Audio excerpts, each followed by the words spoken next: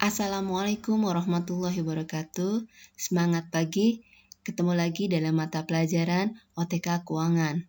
Kali ini kita akan mempelajari proses atau siklus akuntansi dan membuat jurnal. Sebelum kita melanjutkan ke materi berikutnya, kita pelajari dulu apa yang dimaksud dengan akuntansi.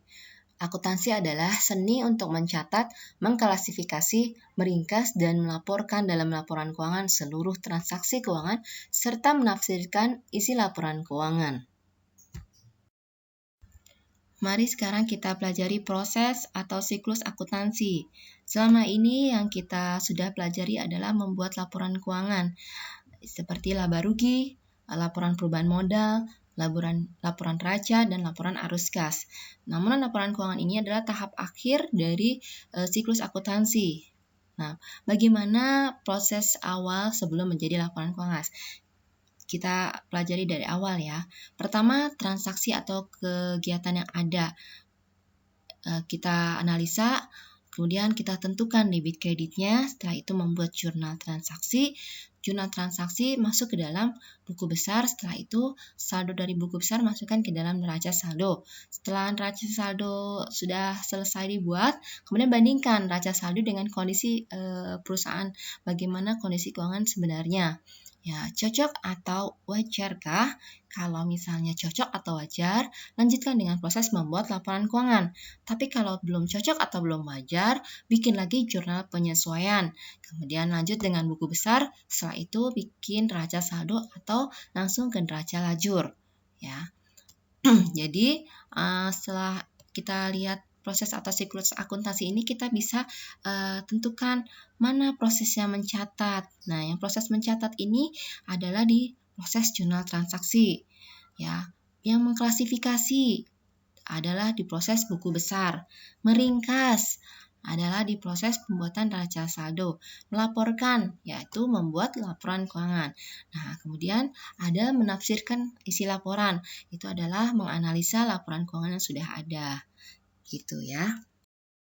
Kita simpulkan proses akuntansi mulai dari mencatat dalam bentuk jurnal, kemudian mengklasifikasi ke dalam buku besar, dan meringkas ke dalam neraca saldo, serta melaporkan dalam bentuk laporan keuangan.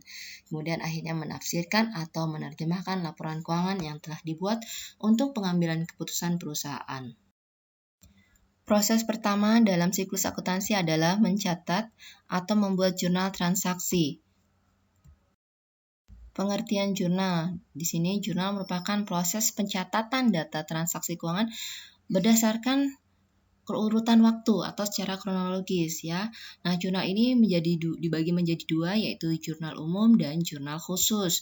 Nah, jurnal umum itu mencatat data transaksi secara menyeluruh tanpa ada pengelompokan jenis transaksi. Sedangkan jurnal khusus adalah jurnal yang dipergunakan untuk mencatat transaksi yang terjadi di perusahaan secara spesifik berdasarkan jenis transaksi yang terjadi sesuai dengan kebutuhan perusahaan. Contohnya jurnal pembelian ataupun jurnal penjualan.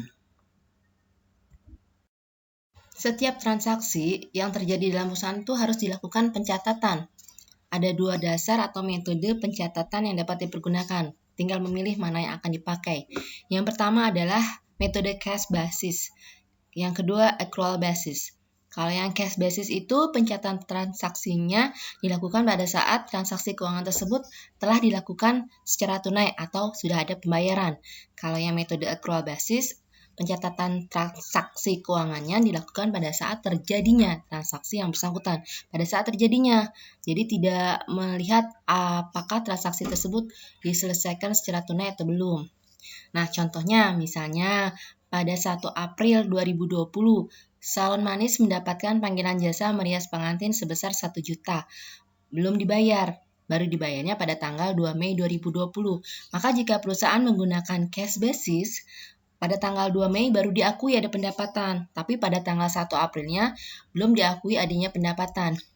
Sedangkan jika perusahaan menggunakan metode accrual basis, pada tanggal 1 Aprilnya sudah ada pengakuan pendapatan. Begitu ya. Untuk memudahkan pencatatan transaksi, maka digunakan rekening-rekening. Rekening atau akun adalah alat yang digunakan untuk mencatat data transaksi perusahaan. Akun atau rekening tersebut dapat dikelompokkan dalam 5 jenis, yaitu yang pertama aktiva atau aset, yang kedua utang atau liabilities, yang ketiga modal pemilik atau owner's equity, yang keempat pendapatan atau income, yang kelima beban-beban atau biaya expense. Aktiva, utang, dan modal pemilik terdapat pada laporan keuangan neraca, sementara pendapatan dan beban-beban atau biaya masuk ke dalam laporan keuangan laba rugi. Kita lihat bagaimana bentuk-bentuk jurnal umum. Di dalam jurnal umum terdapat beberapa kolom-kolom. Yang pertama adalah kolom tanggal. Kolom ini dipakai untuk mencatat waktu atau tanggal terjadinya transaksi. Dicatatnya berdasarkan urutan kronologis terjadinya. Yang kedua, kolom keterangan. Kolom ini dipakai untuk mencatat berbagai ayat-ayat jurnal sesuai dengan urutan debit dan kredit. Ayat jurnal yang bersaldo debit harus dicatat terlebih dahulu, baru diikuti dengan ayat jurnal yang bersaldo kredit. Dan cara penulisannya untuk bersaldo kredit ini dilakukan dengan agak menjorok ke kanan atau menjauhi garis batas tanggal. Yang ketiga, kolom referensi. Kolom ini dipakai untuk menandai berbagai ayat jurnal yang sudah diposting ke buku besar. Yang keempat, kolom debit digunakan untuk mencatat jumlah atau saldo ayat jurnal yang bersaldo debit. Begitu juga yang kelima, kolom kredit digunakan untuk saldo ayat jurnal yang bersaldo kredit. Yang keenam, halaman. Suatu jurnal harus mempunyai halaman jurnal yang digunakan sebagai penanda dalam kolom referensi dalam buku besar. Selanjutnya adalah judul. Suatu dokumen akuntansi itu harus memiliki judul. Jadi judulnya ini berfungsi untuk apa? Informasi nama perusahaannya, nama dokumennya, dan periode pencatatannya yang terjadi di dalam dokumen akuntansi tersebut. Yang kedelapan, deskripsi transaksi. Bagian deskripsi ini fungsinya untuk menjelaskan secara singkat transaksi apa yang terjadi pada suatu tanggal tertentu. Sifatnya tidak wajib atau opsional. Yang kesembilan, kolom nomor bukti. Kolom ini diisi dengan nomor bukti dari transaksi keuangan yang diperoleh berdasarkan transaksi yang dilakukan oleh perusahaan. Jadi ini fungsinya juga untuk buat diarsipkan dokumennya. Berikut ini adalah contoh jurnal. Kalian perhatikan dan amati contoh dalam dua jurnal sini ya. Yang sebelah kiri jurnalnya menggunakan kolom nomor bukti. Yang sebelah kanan jurnalnya tidak menggunakan kolom nomor bukti. Ya, di sini sudah seperti tadi sebutkan ada judul ya, ada tanggal, nomor bukti, keterangan, referensi, debit dan kredit. Ya, ada uraian atau deskripsinya, ini penerimaan jasa, ini dalam kurung ya. Ini dalam kurung ini keterangannya. Oke, ya. Jadi saldo debit dan saldo kredit ini harus sama, ya. Ya, jadi begitu membuat ayat jurnal juga awalnya juga harus jumlahnya sama debit dan kreditnya. Jadi begitu dijumlahkan ke bawah jumlahnya sama. Secara ringkas, maka proses penjurnalan dapat dilakukan seperti berikut. 1. Jangan lupa menuliskan identitas jurnal yang meliputi nama perusahaan, jenis jurnal atau laporannya, dan periode waktunya. Yang kedua, tahun ditulis pada baris pertama. Kemudian diikuti dengan nama bulan dan tanggal transaksi. Yang ketiga, nama rekening yang didebit ditulis merapat ke pinggir, ke sebelah kiri.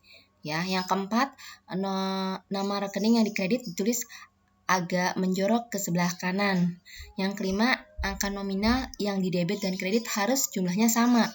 Kemudian yang keenam, semua rekening yang didebit dan dikredit harus sesuai dengan aturan-aturan debit kredit. Yang ketujuh, rekening yang di jurnal harus sama dengan nama rekening yang digunakan dalam buku besar.